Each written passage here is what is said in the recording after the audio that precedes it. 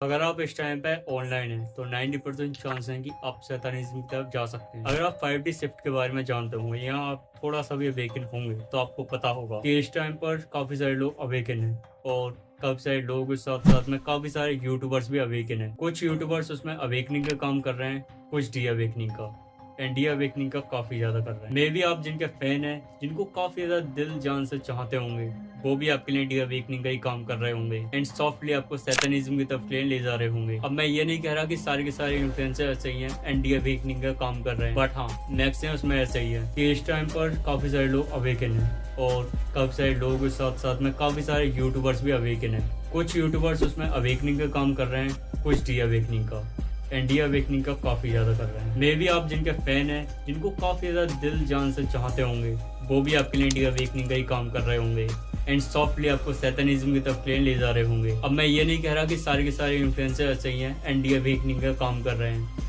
But हाँ maximum उसमें ऐसे ही है। उन्हीं में से काफ़ी ज़्यादा फेमस नेम है तीर्थ परसाना, जो कि हाल फिलहाल में काफ़ी ज़्यादा ही इंटरनेट पर वायरल हुआ था। अब हुआ था ये मैं इसलिए बोल रहा हूँ क्योंकि कम से कम 1 महीने पहले का इंसिडेंट है। अब मैंने इस पर शॉर्ट बनाए थे, भले ही वायरल नहीं हुए, एल्गोरिथम ने मेरे को रोक दिया, बट जब मैंने उसकी बुक को पढ़ा तब मुझे लगा कि हाँ सच में इस पर वीडियो बनानी चाहिए क्योंकि आधे से ज़्यादा लोग इससे मैनिपुलेट हो सकते हैं। तो सबसे पहली बात आती है वो इस तीर्थ परसाना। अब तीर्थ परसाना एक काफ़ी बड़ा क्रिएटर है जिसको खुद ही नहीं पता कि मुझे कंटेंट किस चीज़ पर डालना है, क्योंकि उसके बाद में कंटेंट है ही नहीं। एंड मैं यहाँ पर किसी का रोस्ट नहीं कर रहा, बट मैं तीर्थ परसाना के बारे में बता रहा हूँ। तीर्थ परसाना बचपन से ही अलोन रहा है। वो खुद ही बताता है कि उसका इतना ज़्यादा बड़ा फ्रेंड सर्कल भी नहीं रहा एंड तीर्थ परसाना उसके पेरेंट्स भी उसके साथ नहीं थे। काफी ज्यादा डिप्रेशन में भी रहा होगा, ये कंफर्म है एंड इसीलिए उसने काफी ज्यादा स्ट्रगल भी किया अपनी लाइफ में एंड यूट्यूब पर शुरुआत करने के बाद में उसको अच्छा खासा फेम भी मिल गया, 1 करोड़ सब्सक्राइब। लेकिन उसके बाद में टाइम चेंज हुआ, तीर्थ परसाना सफर करने लगा dark night of the soul से and dark night of the soul से सफर करके सर्वाइव करना काफी ज्यादा इम्पॉसिबल होता है। Like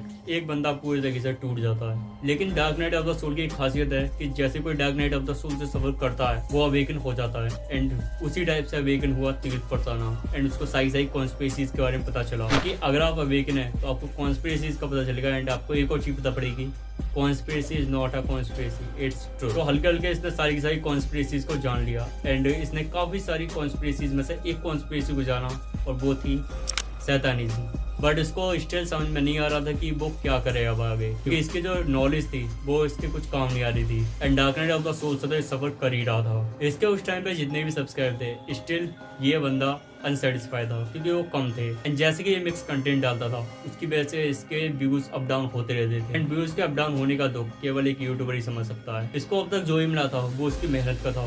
dark night of the soul की वजह से ये अवेकन भी हो रहा था, इसकी नॉलेज भी इंक्रीज हो रही थी। यहीं से कहानी में थोड़ा सा ट्विस्ट आता है। ज्यादा मैंने अभी बताया था कि इसने काफी सारी कॉन्स्पिरेसीज को भी जाना था, उसी में से एक कॉन्स्पिरेसी थी शैतान इज इनोसेंट एंड उसी चीज पर इसने एक पर्टिकुलर बुक भी निकाली है जिसका नाम है लूसिफर वाज इनोसेंट। अब ये बुक काफी ज्यादा वियर्ड है जिसके बारे में आगे बात करेंगे, बट जैसे इसने इस कॉन्स्पिरेसी को जाना वैसे इसके हाथ एक और बुक लगी जिस बुक का इसने मेंशन अपनी बुक में करा है एंड जैसे इसने इस कॉन्स्पिरेसी को जाना एंड साथ में इस चीज को जाना कि शैतान से जो भी चीज को मांगा जाए वो सब देता है but in exchange of soul. And soul dealing में इस बंदे को जरा सी भी हेजिटेशन नहीं हुई। ये बंदा पहुंच तो गया सोल डीलिंग के लिए बट इसके सोल डीलिंग नहीं हुई बिकॉज ऑफ इल्यूमिनाटी। मैंने वीडियो को शुरुआत में बताया था कि ये बंदा dark night of the soul से सफर कर रहा था एंड उसी के वजह से अवेकन भी हुआ।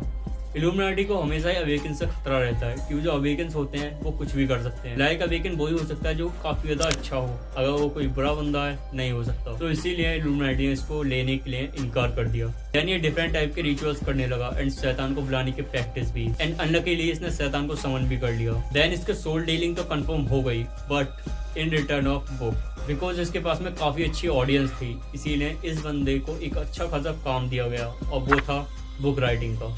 एंड जी हाँ, आप देख रहे होंगे कि जैसे इसने बुक लिखी एंड पब्लिक करी है वैसे इसके सब्सक्राइबर्स इंक्रीज होने शुरू हो गए हैं। यहाँ पर इल्यूमिनाटी को सबसे बड़ा खतरा इस चीज का था कि कहीं ये बंदा स्पाई की तरह काम ना करे, मतलब पहले इल्यूमिनाटी ज्वाइन करे एंड उसके सारे सीक्रेट्स को जाने कुछ सालों में, देन उन्हीं सीक्रेट्स को रिवील कर दे दुनिया के सामने। बिकॉज उनके लिए खतरा वो नहीं है जो डी अवेकन है, उनके लिए खतरा वो है जो अवेकन है। तो ऐसा क्या था उस बुक में जो कि लूसीफर ने अपने बारे में लिखने को कहा था तीर्थ परसाना से, उसको जानने के लिए हमें इसकी बुक को जानना पड़ेगा जिसका नाम है लूसीफर वाज इनोसेंट। अब ये बुक 369 में दी गई है एंड 369 से इसका कोई भी कनेक्शन नहीं है, कोई भी अवेकनिंग से इसका कनेक्शन नहीं है। अब इस बुक की स्टोरी मैं शॉर्ट में बता देता हूँ, बिकॉज लॉन्ग में तो आप सबने देख ही ली होगी। इस बुक का कहना यह है कि लूसीफर इनोसेंट था। एज वी नो कि बाइबल में एडम ईव की स्टोरी का मेंशन है, एंड साथ में इस्लाम में भी। बाइबल में मेंशन है कि एडम ईव को गॉड ने विजडम फ्रूट खाने को मना करा था, एंड वहाँ पर लूसीफर आया था स्नेक की फॉर्म में, एंड वहाँ पर एडम ईव को कन्विंस करके लूसीफर ने उन्हें फ्रूट खिलवा दिया था, एंड इसी की वजह से गॉड ने उन्हें धरती पर भेजा। ये तो रही नॉर्मल बाइबल की स्टोरी, बट यहीं पर लूसीफर वाज इनोसेंट बुक में मेंशन है। ये बात दरअसल में सच है, बट लूसीफर का कहना है कि इफ गॉड ने तुम्हें फ्रूट खाने से मना करा था, मतलब जो गॉड थे वो तुम्हें एक सर्वेंट की तरह रख रहे थे, एंड वो लूसीफर ही था जिसकी वजह से फ्रूट को खाया था एडम ईव ने, एंड वो रिप्रोडक्शन कर पाए थे, जिसकी वजह से आज हमारी ह्यूमन स्पीसीज है। ये चीज ठीक है, बट सबसे पहले ये स्टोरी ही कॉन्ट्राडिक्ट है। अगर आप जेनोस्टिक क्रिश्चियनिटी के बारे में जानते होंगे तो आपको पता होगा उस क्रिश्चियनिटी में इन सब चीजों के बारे में पहले ही मेंशन है। जेनेस्टिक क्रिश्चियनिटी एक ब्रांच है क्रिश्चियनिटी, जिसमें इस बात को माना जाता है कि जो लूसीफर था वो इनोसेंट था, एंड जीसस संतान थे रियल गॉड की, ना कि फेक गॉड, जो कि एडम ईव की स्टोरी में मेंशन है। जेनेस्टिक क्रिश्चियनिटी के अकॉर्डिंग लूसीफर एंड जीसस एक ही लाइट के पार्ट थे, जो कि सुप्रीम लाइट है, यानी कि गॉड, एंड जिस गॉड का मेंशन एडम ईव की स्टोरी में है वो फेक गॉड है। एंड इस बात से कहीं ना कहीं मैं भी थोड़ा सा एग्री करूंगा कि वो फेक गॉड है, और मैं बताता हूँ क्यों। एंड साथ में यही बात मेंशन है कि जीसस और चर्च इन दोनों के बीच में 36 का आंकड़ा रहता था, एंड जीसस ने जितनी बातें कही थी उन्हें क्रिश्चियनिटी ने अपने अकॉर्डिंग ढाला। जीसस ने जितनी बातों को कहा था उनमें से आधी बातों को ही मेंशन करा गया है। अब जीसस ने इंडिया में स्टडी करी थी, तो हाँ उनको इतनी तो नॉलेज थी ही कि क्या सही है क्या गलत है। एंड बाइबल में काफी सारे पॉइंट्स ऐसे हैं जहाँ पर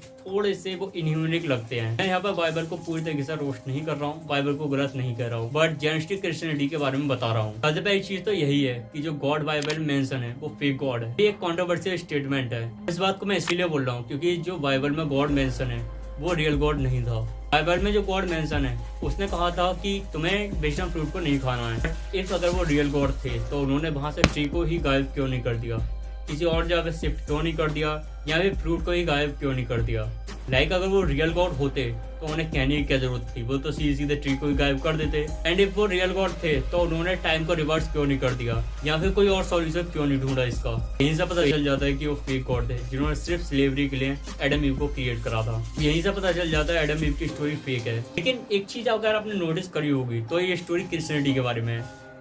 इससे हमें क्या लेना देना, हम तो हिंदूज हैं, इंडिया में रहते हैं, हमें इससे कोई भी लेना देना नहीं है। लेकिन हाँ हमारे हिंदुज्म में भी एक ऐसी स्टोरी का मेंशन है, मनु की स्टोरी, एंड इसी से आप इस पूरे एडम ईव की स्टोरी को समझ जाएंगे। मनु को एंड उनकी वाइफ को क्रिएट करा गया था एंड धरती पे भेजा गया था पॉपुलेशन को बढ़ाने के लिए, एंड वो नॉर्मल थे, उन्हें कोई भी कर्ज वगैरह नहीं था जैसे कि एडम ईव को था। तो आपको शायद ये बात सुनने में ओल्ड लगे, बट ये स्टोरी ही रियल है। मनु की स्टोरी को थोड़ा सा ऑल्टरनेट करके कर्ज वाला पॉइंट ऐड करके शैतान ने बताया था। सारी रिलीजन शैतान की क्रिएशन है, इस बात को हम जानेंगे आगे आने वाली वीडियोज में। बट शैतान ने मनु की स्टोरी को लिया, उसमें कुछ एलिमेंट्स को ऐड करा जिसकी वजह से शैतान एकदम इनोसेंट लगे, शैतान का मेंशन हुआ है, एंड उसी स्टोरी को मैनिपुलेट करके फ्यूचर में उसे अपने बेनिफिट के लिए यूज करे, जैसे कि आज शैतान कर रहा है। बट सारे धर्म अगर शैतान के क्रिएट किए हुए हैं तो क्या शैतान भी फेक है?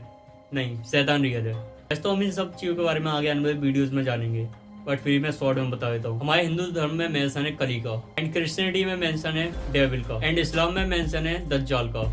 अब ये कोई सेपरेट एंटिटीज नहीं है, ये एक ही एंटिटी है। जैसे कि युग ट्रांजिशन का टाइम चल रहा है, इसीलिए मैट्रिक्स में लोगों को ऑलवेज फंसाया जा रहा है, डीएवेकिंग करा जा रहा है ताकि कली महाभारत में उनका यूज कर सके। अब ये शैतान डायरेक्ट नहीं करेगा बल्कि शैतान इनडायरेक्टली करेगा। सबसे पहले खुद ऑर्डर देगा अपने सर्वेंट्स को जो कि इस टाइम पे बड़ी बड़ी पोजीशंस पे बैठे हैं, ये भी आप उनको काफी ज्यादा रेस्पेक्ट करते हो एंड उनकी बातों को मानते हो। Politician, businessman, actor and anything else, जिसकी बात को आप मानते हो। इस टाइप से आपको कली महाभारत में बुराई की तरफ से लड़ने के लिए मजबूर करा जाएगा।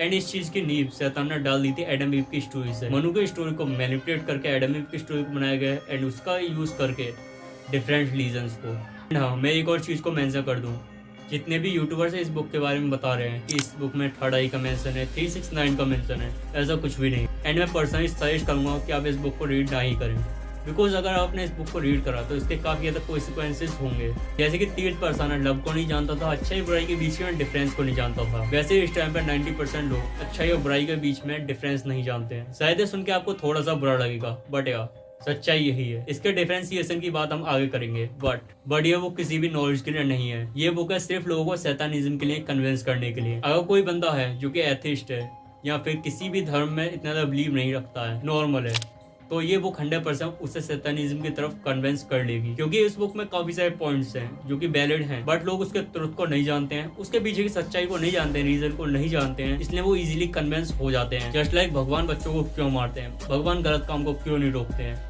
इस टाइप के काफी सारे क्वेश्चंस हैं जिनके थ्रू तीर्थ पर्सन ने ट्राई करा है कि वो सैतानिज्म की तरफ लोगों को कन्विंस करा पाए। बट अब में से बहुत से लोग सोच रहे होंगे कि कोई भी रिलीजन बुरा नहीं है, सैतानिज्म कहाँ से बुरा हो जाएगा। तो भाई आपको सच में सैतानिज्म के बारे में थोड़ी सी रिसर्च करनी चाहिए। बट बहुत से लोग सोच रहे होंगे रिलीजन तो रिलीजन है, सैतानिज्म में भी काफी सारे लोग हैं जो कि फॉलो करते हैं उसको, तो वो कहाँ से बुरा हो जाएगा। लाइक अगर वो बुरा है तो लोग उसको फॉलो क्यों करते हैं। तो मैं एक बात बोलूंगा कि वो सब फॉलो कर रहे हैं, इसका मतलब ये नहीं है कि आप भी फॉलो करें। Let's take an example, just like अगर आप किसी फॉरेन कंट्री में जा रहे हैं तो आप उसके बारे में जानकारी निकालेंगे, उस कंट्री के बारे में जानना चाहेंगे कि उस कंट्री में कैसा कल्चर है, किस टाइप से लोग रिएक्ट करते हैं, किस टाइप से बातचीत करते हैं, कौन सी जगह घूमने लायक है, कौन सी नहीं। तो इस टाइप से आपको सैतानिज्म के बारे में भी जानना चाहिए। अगर आप जानेंगे तो आप शॉक हो जाएंगे। सैतानिज्म कोई नॉर्मल रिलीजन नहीं है जिसमें नॉर्मल चीजों का मेंशन है। उसमें मेंशन है मर्डर्स का, कैनिबलिज्म का, पेडो का, होमोफीलिया का, विचेस का एंड सेक्सुअल नीड्स का। अब इन सब चीजों के बारे में आप गूगल पर रिसर्च कर सकते हैं। मैंने अगर ज्यादा डीप में बोला तो मेरा वीडियो ही हट जाएगा। बट यार सैतानिज्म में मेनली कैनिबलिज्म का मेंशन है,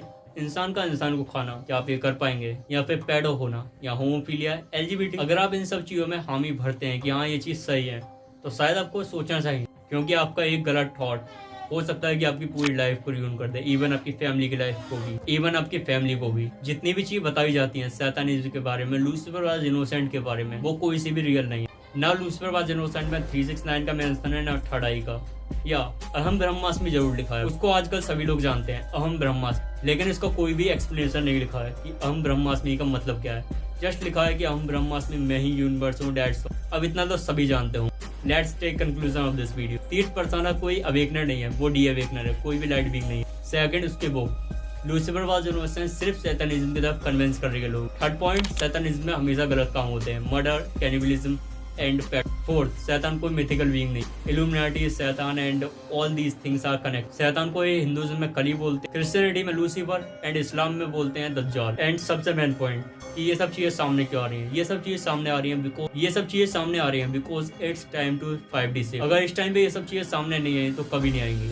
कली महाभारत किसी भी टाइम पे स्टार्ट हो सकता है, एंड इसके नींव भी पड़ चुकी है, बस इसका फुल पोटेंशियल पर सामने आना बाकी है। एंड ये वीडियो मैंने सिर्फ इसीलिए बनाई है कि आप जिस पर भी बिलीव करते हैं थोड़ा सोच समझ के। कोई यूट्यूबर या कोई भी बीइंग अगर कुछ बोल रहा है तो उस पर पहले रिसर्च करिए, देन उसके बारे में बोलिए, क्योंकि इस टाइम में काफी सारे लोग सोल डीलिंग करके बैठे हैं और आप लोगों को मैनिपुलेट कर रहे हैं सैतानिज्म की तरफ के लिए, ताकि वो कली महाभारत युद्ध में आपका यूज कर पाए एंड 5D शिफ्ट से आपको रोक पाए। इसमें आपको कोई बेनिफिट नहीं है, इसमें बेनिफिट है उन लोगों का, बिकॉज जितने ज्यादा लोग मरेंगे उतनी ज्यादा उन्हें बेनिफिट होगा। डजंट मैटर कि उनकी तरफ से या another side. See you letter.